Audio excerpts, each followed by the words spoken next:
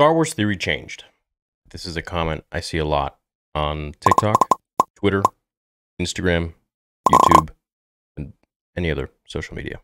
I first started YouTube in 2016, the summer of 2016, and within about a year and 2 months, I reached 1 million subscribers. I was the fastest growing Star Wars YouTube channel ever in existence. The channel currently has 3.32 million... 32? How many is it now? Sorry.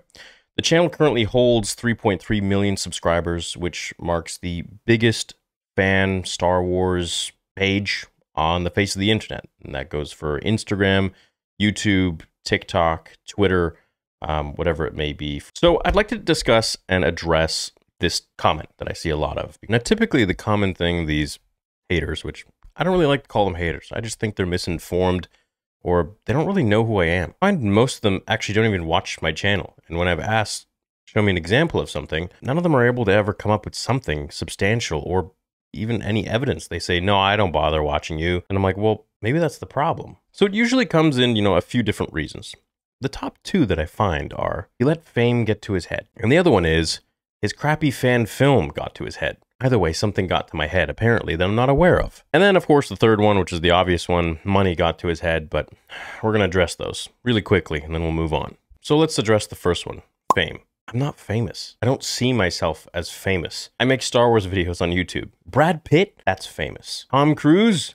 That's famous. Sean Connery, Clint Eastwood. These dudes are actually famous. Maybe compared to someone who doesn't have a YouTube channel, they could see me as being famous, but I'm not famous. And I certainly don't see myself as famous.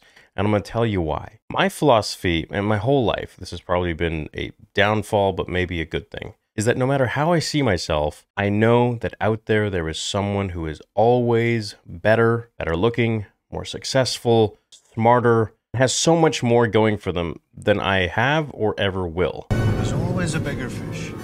And to be honest, that keeps me pretty grounded. I've really humbled myself, and simply just by looking around and also realizing that money or fame or any of that crap doesn't take away the fundamental needs of every single human being on this earth, regardless of skin color, gender, or status. And that is that we all need love, we all need food, we all need water, we all need shelter, and we all need to be cared for and to be appreciated in some sort of way, to feel, self-actualized, to feel like we're wanted, or, Maslow's hierarchy of needs, basically. So there's that. Fame, it doesn't exist in my mind. The second, my crappy fan film got to my head. Actually, no, I really don't think it was all that great. That was just a fan film that I created at the time with the best resources that I had at the time and the best knowledge I had at the time. And so for today, when I look back on it, I'm like, well, I could have done this so much better. I should have changed that. This guy shouldn't have worked with me. That dude should have done this. This should have been different. Believe me, if anyone's kicking themselves about that fan film, it's me. Sure, I think I got the message across of what I was trying to create. But with each project that you do, at least for me, you never look back and you're like, that was the best thing ever. No, man, you're always advancing. You're always looking to the horizon, just like Luke was in episode 4. And you're always looking to something better. You're always trying to be better than you were. And I think that's really the whole point of life, essentially, is to always be improving and evolve. And then the third, of course, the money thing. He let money get to his head. Well, if that's the case, then shouldn't like Elon Musk or Jeff Bezos or, anyone else be like, consider themselves a god or something like that? And I guess that's, on a person-to-person basis, really. So maybe that's a bad argument. But I don't think money really affects me at all. If anything, it actually makes me more blunt and more honest because I have money. I make money. So I don't need anything from anybody. I don't need to filter what I say ever because, well, I don't need anything from anybody. I just want your respect and I want your friendship. And if that's not given to me, then, well, so be it. There's somebody else who will. Now, first of all, why am I even addressing this? I have all these channels. I can just focus on them and ignore the haters, and no need to address anything, which is my approach, really. So it's a good question.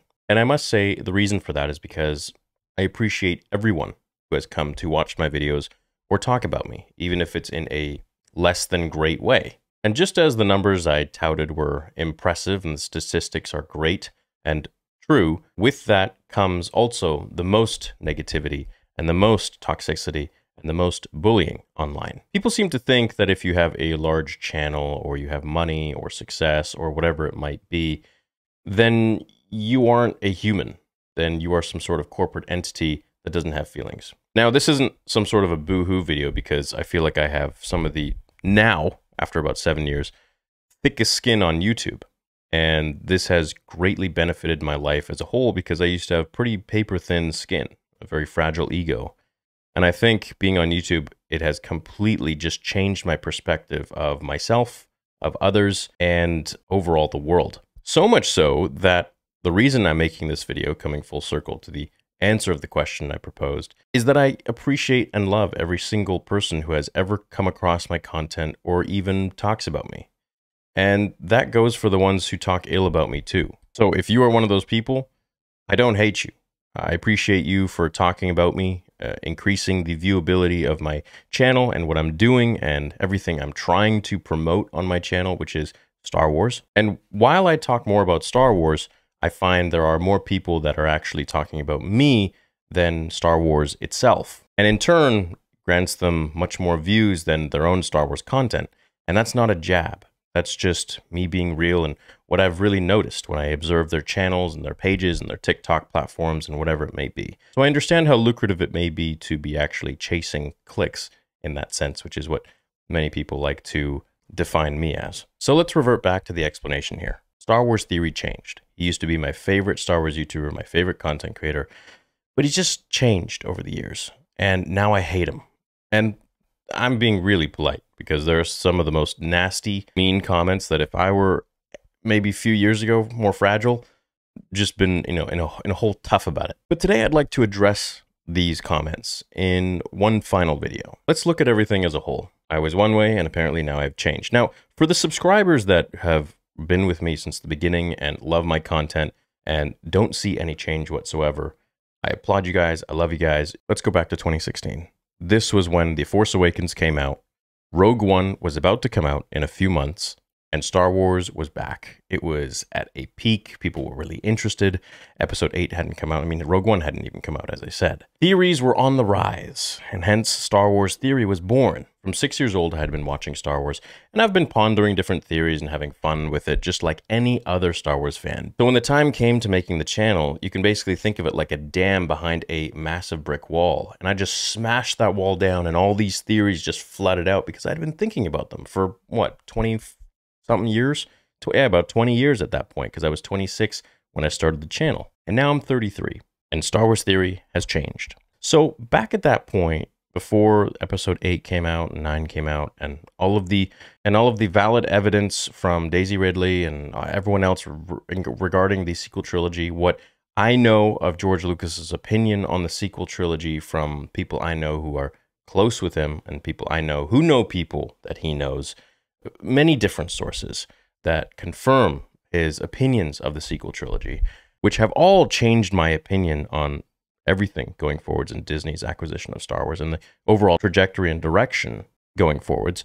Yes, this has definitely changed my opinion of everything. You see, in the beginning of the channel, I was under the impression that everything was being handed off very respectfully and that Lucasfilm was still Lucasfilm. Over the years, through people telling me these things that have worked at Lucasfilm, as well as the actors alluding to these bits of evidence, and mainly the content itself of Star Wars. Things that they've done have been rather questionable. I mean, just look at the state of the fandom. All of these things have taken my perspective of Star Wars, which was from the same perspective I had at the age of 6 up until, well, just maybe a few years ago when I started to realize the truth and change. We're all in support of Star Wars going forwards. We're all part of the overall plan that, yes, there must be a plan. This is the same Star Wars that kept me around as a kid, that kept me entertained, that kept me alive, gave me hope when I didn't have any, and helped me attach myself to these characters. I met my best friend ever in the world on a Star Wars forum when I was 14 years old.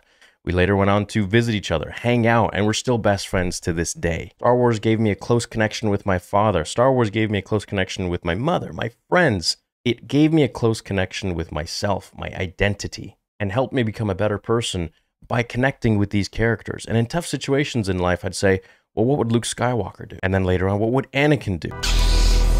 which sometimes wasn't really the best question to be asking yourself at that time, but nonetheless, it helped. And so going forwards with Star Wars, when I started the channel in 2016, I had this mindset that everything was the same, nothing was different. It was still the same old people at Lucasfilm. It was just, a different company now owned it and was funding it. And boy, was I wrong. When you come to learn the things that I've learned behind the scenes, you really do realize that it is so not the way that I thought it was. And so yes, that little bit of glimmer of magic for the new things, has become a little lackluster and not so much magical, I guess you could say.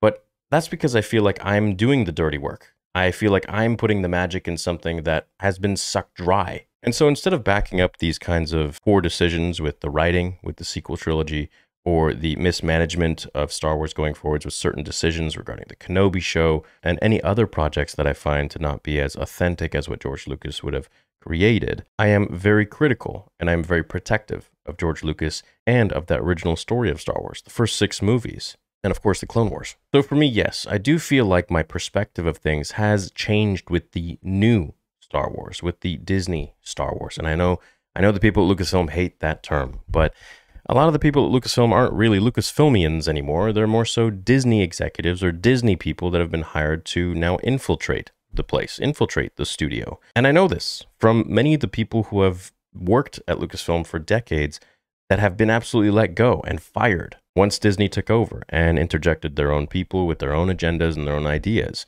And for me, that's tainted my belief. So that left me with 2 options going forwards. I could either continue to consume all of the content, read all of the books, and never think outside of the box of, wait, this kind of doesn't make sense. That's not really how George primed all these characters to be, or, you see their trajectory going this way, and then all of a sudden they go that way, and it's, okay, you typically understand character development. And if anyone understands these characters, it's a Star Wars fan, me included.